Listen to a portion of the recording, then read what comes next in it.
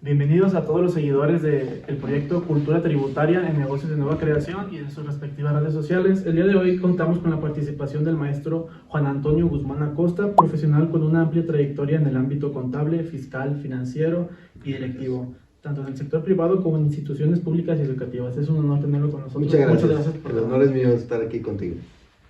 Bien, contador. Para comenzar, ¿qué significa tener una buena cultura tributaria siendo emprendedor? Pues mira, para empezar, tener la cultura de que tenemos que pagar impuestos.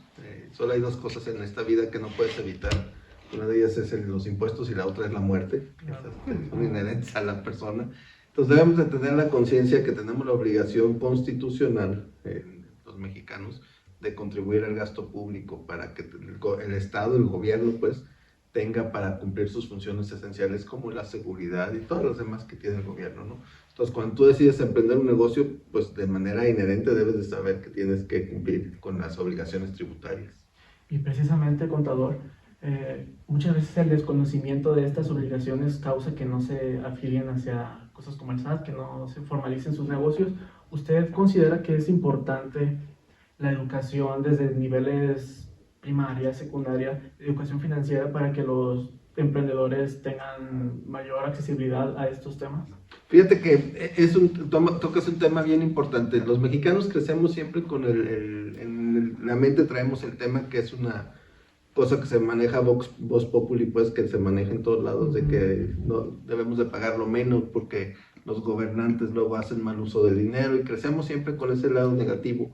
Y nunca o pocas veces en las escuelas se nos hace el lado positivo de la formación, de decir, oye, con tus impuestos, ¿qué tenemos en este país? ¿Qué tenemos en materia de educación, en materia de salud, en materia de carreteras, de calles, etcétera, ¿no? Y entonces la cultura tributaria es muy importante, no nada más para que la gente desde joven aprendamos que tenemos que pagar impuestos, sino también para que sepamos en qué se utilizan y que sepamos también cómo exigirle a nuestros gobernantes que sean bien utilizados los recursos que ponemos a su disposición a través de los impuestos.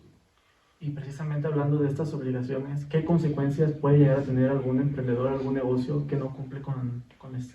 Fíjate que yo las dividiría en dos. Hay consecuencias legales y hay consecuencias, diría yo, paralegales. Las consecuencias legales, pues es que definitivamente en una revisión puede ser sujeto de multas, incluso de algún delito de defraudación fiscal, ¿no? Y las paranormales, yo lo he conocido en estos ya casi 25 años de trayectoria como asesor de empresas. Nunca he conocido una empresa que sin formalizarse y sin pagar bien sus impuestos y estar bien ante las autoridades, crezca. Regularmente se mantienen en ser negocios muy pequeños, pues se mantienen en la informalidad y entonces van a pedir un crédito a alguien, no te lo dan, no eres formal, vas a querer comprarle a alguien, no te vende porque no es formal, entonces te mantienes en un negocio muy pequeño.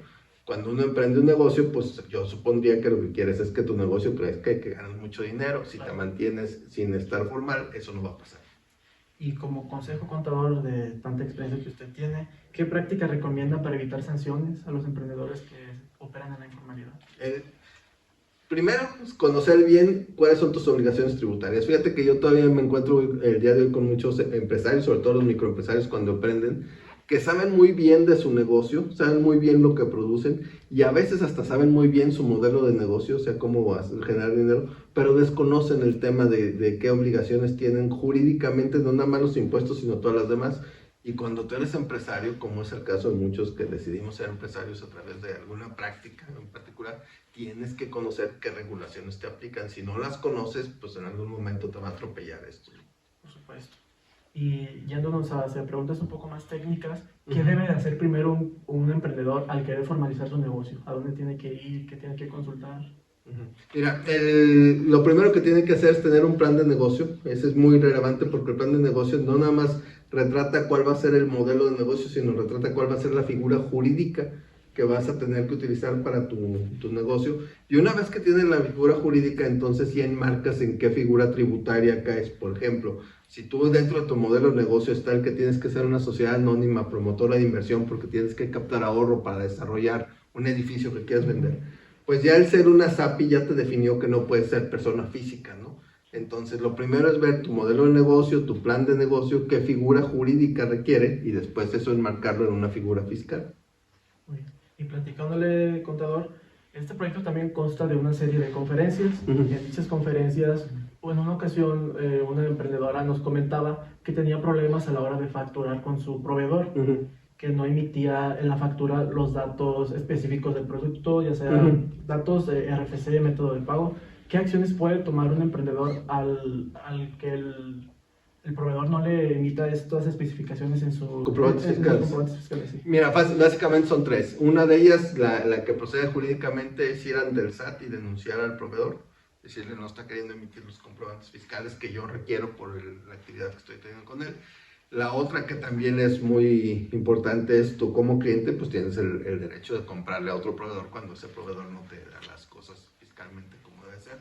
Y tercero, hay un buró de crédito especializado para temas empresariales, se llama Dun & Bradstreet, perdón, y pues muchas veces tienes que reportarlo al buró de crédito que ese proveedor está siendo incumplido en sus obligaciones jurídicas, ¿no? Entonces es parte de lo que puedes hacer. Muy bien. ¿Qué tipos de gastos son deducibles para pequeños negocios? Eso está bien fácil, prácticamente los que sean estrictamente indispensables. La regla de negocios es muy fácil. ¿Yo qué puedo deducir en una empresa? Lo que necesito estrictamente para hacer mi operación. ¿Qué no puedo deducir? Pues lo que no necesito estrictamente para hacer la operación. ¿Y qué consejo le daría o cómo debe de organizar sus finanzas alguien que mezcla ingresos personales con ingresos de su negocio? Básicamente tenerlos separados. O sea, si tú tienes, por ejemplo, hay personas físicas que tienen en su cuenta de banco la actividad empresarial, pues deben tener una cuenta independiente a donde llevan su recurso para sus gastos personales, ¿no? Sí. Deben tenerlo perfectamente identificado y separado. Y una vez ya formalizado el negocio, ¿qué influye en la formalidad en los accesos a créditos, problemas gubernamentales o inversionistas? Fíjate que esa es una experiencia muy interesante. Yo tuve en lo personal el privilegio de ser director general de Fondos Guanajuato el sexenio pasado. Y cuando se vino la pandemia, el exgobernador decidió poner a disposición de las empresas más de 3,000 millones de pesos.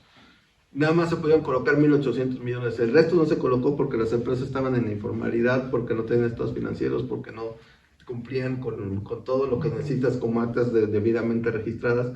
Entonces, la gran enseñanza es cuando estás en una situación que necesitas financiamiento, que necesitas apoyo del gobierno, si no estás formal, es complicadísimo.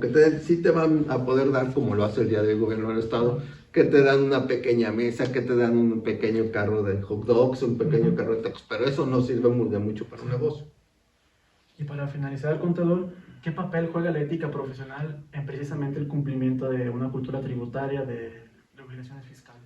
Yo creo que va en dos sentidos. Mira, la primera, diría yo la primigenia, es que tienes que, no nada más como empresario, sino nosotros como consultores fiscales, hacer mucho la conciencia del empresario de que tiene que pagar sus impuestos. Pero el segundo tema viene hacia nosotros, hacia la gente que nos dedicamos a esto, porque en México tenemos un sistema fiscal de opciones. O sea, tú, por ejemplo, si el día de hoy decides poner un negocio de jardinería, se me ocurre, en realidad tienes como 5 o 6 regímenes fiscales en los que puedes tributar diferentes, desde el régimen de incorporación fiscal, si lo vas a hacer aquí para el tecnológico, pues puede ser honorarios asimilados a salarios, hay varios, pues, ¿no?